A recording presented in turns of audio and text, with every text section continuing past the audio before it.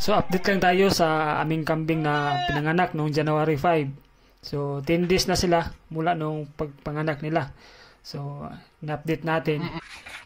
At ito naman yung mga dumalaga namin. So meron na kaming total dito na 7 heads na Anglo-Nubian kasama na yung back namin dito. At meron nang malapit na ring manganak ang isang inahin namin dito. Siguro by February. So ito naman ay dinihor namin. Ngayon na araw namin ito dinihorn, pinatay ang sungay ng aming bata ng kambing kasi kailangan talaga na patayin ang sungay nito para hindi kami mahirapan na ibinta. Kasi pag mayroong sungay ito ay mahirap ibinta pag ganito na klase na kambing. So kakatapos lang namin dito na magdihorn sa kanila.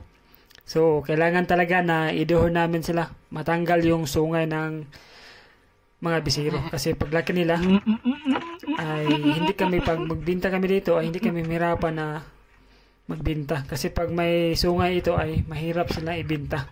So kaya kailangan talaga na madihon sila. Nasa mga 10 days pa to ang mga bisiro natin. At meron nga dito malapit na mga anak, siguro mga February, first week ng February ay mga anak na tong isang inahin namin dito. So, itong dalawa ay yan ang dumalaga namin at saka yung back namin. So, yan ang mga anak baka ngayong first week ng February, ito mga anak. So, ganyan ang setup namin dito. May bahay yan sa gitna tapos binakuran namin sa paligid para makagala lang sila. So, ito pala yung dalawang dumalaga na ito yung pangalawang anak ng aming mga kambing.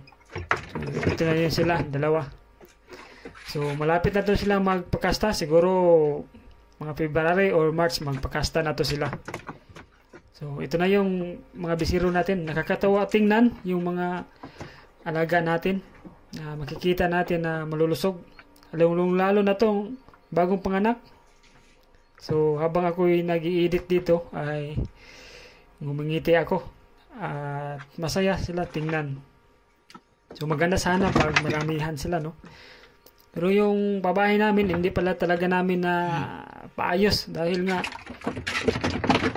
lipat namin to sa area na aming nakuha.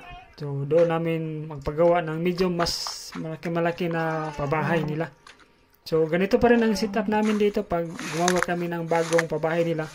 So bakura na namin sa paligid at bahay sa gitna para may din sila, yung behavior ng kambing na parang naka-pre-rinse lang din sila. So, ganito din ang setup na gagawin namin. Bakuran namin sa paligid tapos i-open lang aming pabahay nila.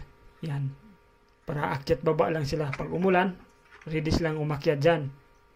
Pag uminit, pwede din silang lumabas dyan. So, yan ang update natin sa ating mga kambing.